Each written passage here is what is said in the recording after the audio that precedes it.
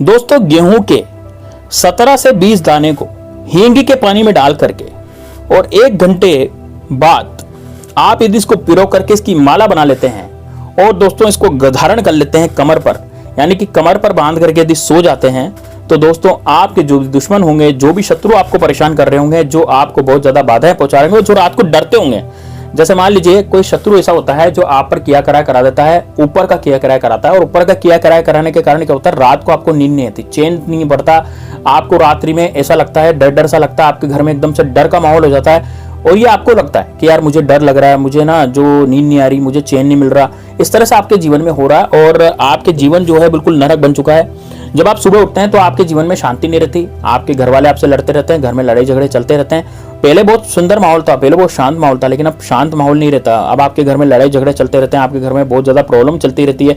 आपके घर में जो है ना हर कोई आपसे लड़ाई झगड़े करने लग जाता है, हर कोई आपसे लड़ने लग जाता है, आपसे धुतकारे देने लग जाता है। या फिर बाजार में आप जाते हैं तो बाजार में भी आपके साथ ये स्थिति हो जाती है कि कोई भी व्यक्ति जो है आपको गाली गलौज करता है, सामने से आकर के वार करने की कोशिश करता है। शत्रु आपके बहुत ज्यादा बढ़ जाते हैं, आपको धमकियां देते हैं, तेरा ये कर दूंगा, तेरा वो कर दूंगा, इस तरह से धमकियां आपको देने लग जाते हैं।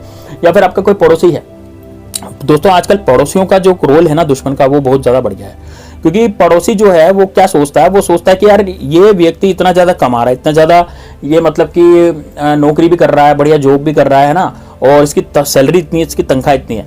तो यदि वो ऐसा सोचता है और वो सोच करके आप पर फिर किया कराया कराता है, जादू टोना करवा देता है, जिसके कारण क्या होता है कि आपकी जिंदगी जो है ना वो जैसी चल रही थी स्मूथ वैसी नहीं चल पाती, वो जिंदगी थोड़ी डामाडोल रहने लग जाती है। यानी कहीं ना कोई आपके जिंदगी में बाधाएं आने लग जाती है, रात्रि में आपको नींद आना कम हो जाती है, आपकी बीवी आपके ताने मारने लग जाती है, आपके बीवी बच्चे आपकी परवाह नहीं करते, वो आपको पहले तो बहुत प्यार करते थे लेकिन अब प्यार करने बंद कर देते हैं, आप पर गुस्सा होते हैं। उल्टा मतलब कि बच्चे आप पर गुस्सा कर रहे हैं, आपकी जिंदगी जो है वो बर्बाद कर देना चाहते हैं, आपकी प्रॉब्लम जो है वो बहुत ज्यादा आप उठा देना चाहते हैं। तो यानी कि आपकी जिंदगी इतनी ज्यादा बेकार होने वाली है दोस्तों इस तरीके से तो कि आप सोच भी नहीं पाएंगे। तो यदि आपको ऐसा लगता है कि यार रात्रि में मुझे नींद ही नहीं आती, चैन नहीं मिलता है ना, मुझे आवाजें आने लगती है, अजीब अजीब सी डरावनी आवाजें आती है, या फिर नहीं आती डरावनी आवाजें तो आपको नींद नहीं आती, एकदम डर डर सा लगता है, आपको लगता है कि आपके पास कोई है, आपके सामने कोई है, इधर आपके रूम में कोई आ गया है ना, इस तरह से आपको लगने लगता है। तो दोस्तों ये सब ऊपर का किया कराया होता है, जिसके कारण आप जो है डर जाएं और डरने के कारण आपकी एफिशिएंसी कम हो जाए, और आप यदि जॉब कर रहे हैं तो जॉब आप छोड़ दें, या फिर आप जो दुकान चल रहे हैं, बिजनेस कर रहे हैं तो वहां पर आपका मन नहीं लगे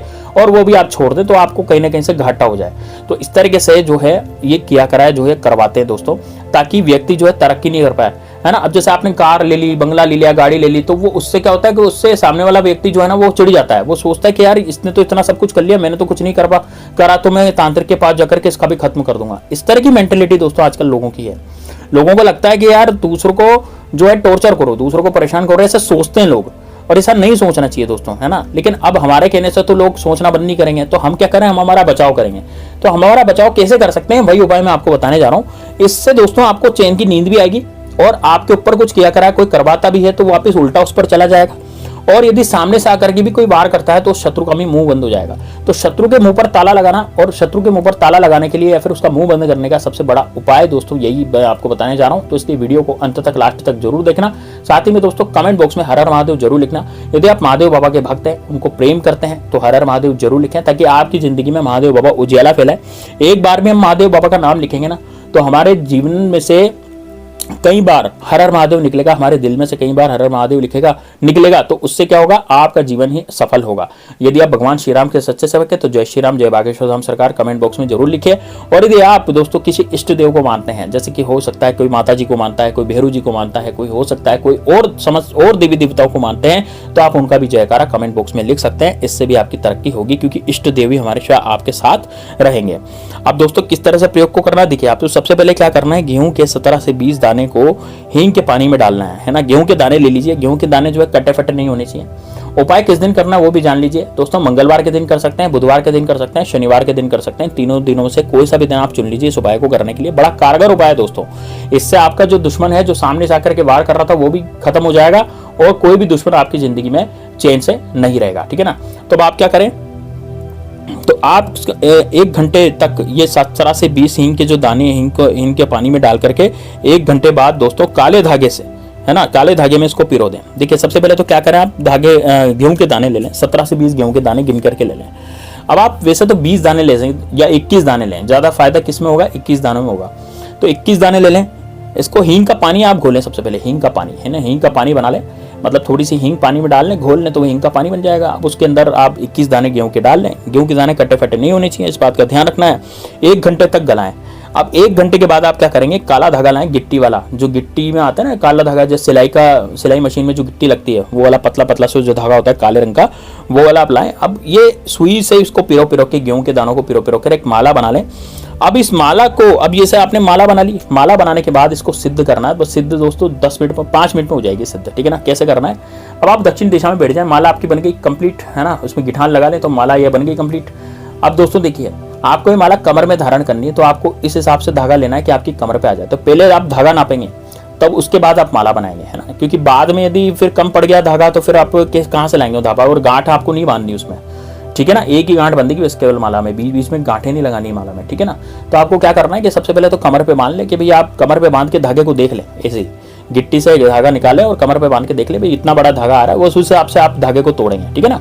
अब धागा तोड़ने के बाद आपको माला बनानी है। माला बनाने के बाद आपको क्या करना है, जब एक बार आपने माला बना ली, तो माला बनाने के बाद इस माला को, जब गेहूं के दाने इसमें पिरो दिए आपने 21, इसके बाद इस माला को अपने सीधे हाथ की हथेली में लेना है, दक्षिण दिशा में बैठ जाना मुंह करके, और आपको अपनी आंखें बंद कर लेनी है। आंखें बंद 10 से 15 सेकंड तक करनी है, और आपको ओम श्री भैरवाय नमः, ओम श्री भैरवाय नमः का 21 बार जाप करना है।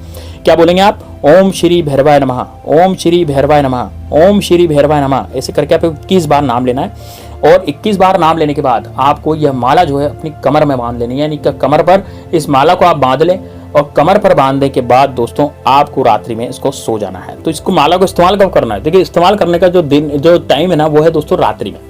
देखिए सुबह सुबह के समय तो आप माला बना लेंगे, माला बनाने के बाद इस माला को आपको अपने पूजा घर में रखना है, जहाँ पर पूजा स्थान है, जहाँ पर आपके अपने इष्ट की पूजा करते हैं।